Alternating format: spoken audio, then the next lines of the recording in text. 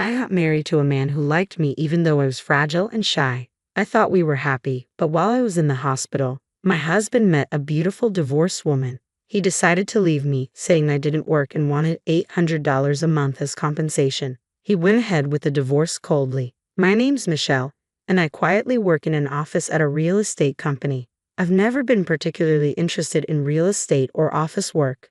Since I was a kid, I've been physically weak and sometimes end up in the hospital because of my internal organs, though it's not life-threatening.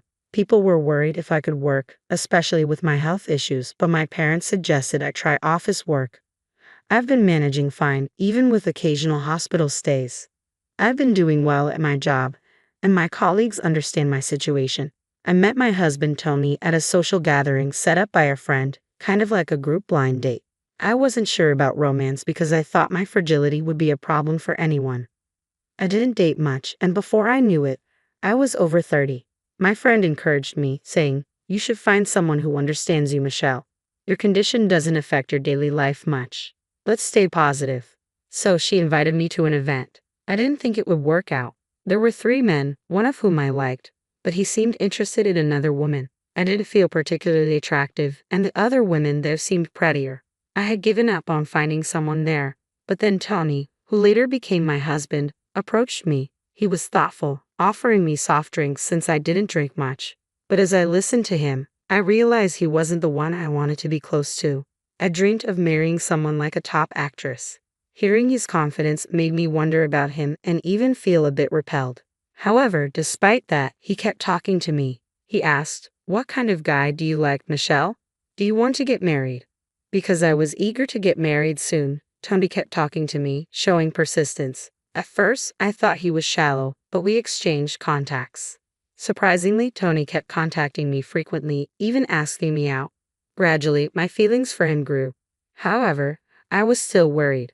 Why would a man with high standards and a seemingly shallow nature be interested in someone like me? When I shared my concerns about my fragile health with a friend, they explained that guys often want to appear strong and impressive at first. Despite that, my friend said Tony really seemed to like me. Believing this, I started to see Tony differently, and we grew closer. Eventually, we got married, and our first year together was truly happy. We lived in a spacious and affordable apartment that I found. Interestingly, my health issues almost disappeared, and I didn't have to go to the hospital while I was with Tony. Maybe being with him helped improve my health. Tony was considerate, and I felt confident that marrying him was the right decision. However, after a year, I started noticing changes in Tony's attitude towards me despite my weak health. ChatGPT. I managed to do basic housework, and I always cooked meals. Tony used to praise my cooking, which made me happy. But gradually, he stopped complimenting and even started complaining about the food. He'd say things like, "Is the soup a bit bland today?" Or, "I'm not really in the mood for meat today." I'm not great at cooking, so making the same tasty meal every day is tough. But until then, he never complained. Also, I can't guess what Tony wants to eat unless he tells me. I was shocked when he said he wasn't in the mood for something.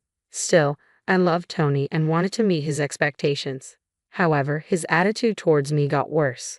When he came home from work, he used to cheerfully greet me with, "I'm home. Worked hard today." But he stopped doing that and instead said, "I'm tired. I want to do something fun," showing no interest. Our habit of going out on days off also disappeared. When I suggested going somewhere, he'd coldly reply, "I'm too tired to go anywhere. If you want to go, go by yourself." His behavior seemed odd, and I started feeling my health deteriorating again. It's like my body reflected my growing anxiety.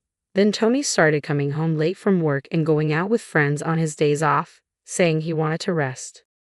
"I'll be back soon," disregarding me entirely. This behavior went beyond just being odd. It started to breed distrust in me.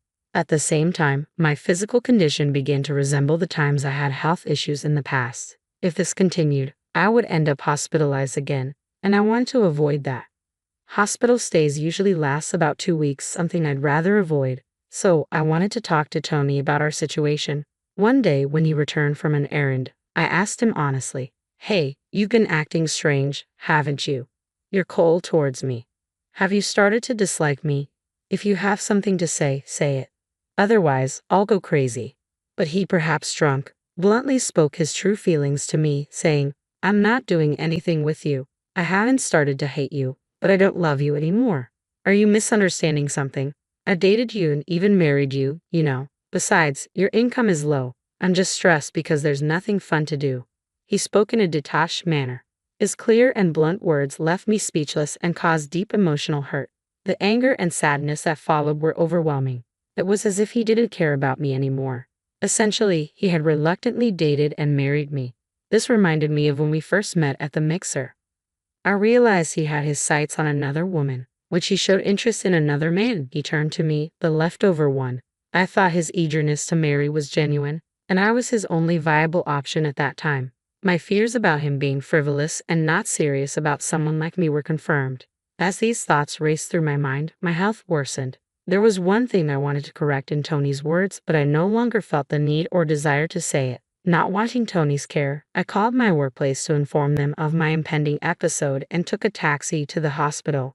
After a 2-week stay, I returned home still uncertain about how to proceed with Tony. But upon my return, he said something completely unexpected. "Oh, you're back. Did you get some rest?" I was surprised. "I knew you were weak, but I didn't expect you to be hospitalized." His way of speaking showed no concern for me at all. Thinking back, he never visited me once while I was in the hospital. True, I hadn't mentioned frequent hospitalizations when we were dating, and this was my first hospitalization since we had been together. Maybe that's why he reacted this way. But his shocking statements were yet to come. "But taking it easy in the hospital, that's a nice life, huh? Earning so little and still taking time off. Naturally, your income will decrease. I don't want to continue this boring life anymore. I'm done. A wife who doesn't work is worthless.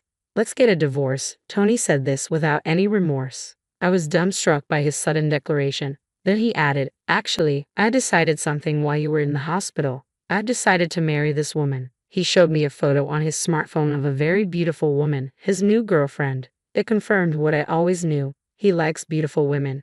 This woman is my childhood friend. I was surprised at how beautiful she's become when we met by chance recently. He grinned as he explained this to me. Moreover, regarding our separation, he said, "The reason for the divorce is your fault. I'm the victim because I have a wife who doesn't work. So you should pay me compensation of $800 a month. It's your punishment for using me for so long." He expected me to pay despite thinking my income was low and him, the victim. How twisted could his thinking be? I was shocked to face such a situation soon after returning from the hospital, but I quickly regained my composure and honestly thought, this means I can separate from him right away. Deep down, I had already reached this conclusion. It's best to part ways with him. But divorcing so soon after getting married. Surprisingly, I was conscious of what others would think.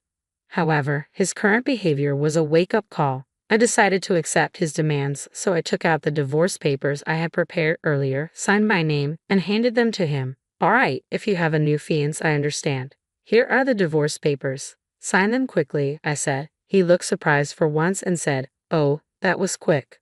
Sometimes you do think.